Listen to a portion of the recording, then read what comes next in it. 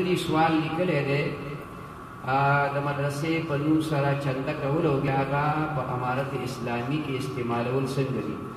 مدرسې په نوم مدرسه کې به استعمالوي، کومه چنده چې د کوم نوم باندې وشوه هغه نوم باندې به استعمالوي. لکه مثال په طور موږ د دې خپل جومات دپاره د چندې وینا کوو، بار بار وینا کوو، نو چې دې جومات دپاره موږ له څوک چنده راکړي نو دا په بل جومات کې هغلته پای کې نشي لګېدی، دارنګې چې کوم دی هغه په دارالعلوم کې هم نشي لګېدی. دا خالص د دې جومات دپاره ورکړی شوې ده، نو دا به خالص په دې جومات کې لګي. نو چې په کوم نوم چنده وشي دا او په بل ځای کې بیا هغه لګي نو دا دوکه کې راځي او په دروغو کې هم راځي.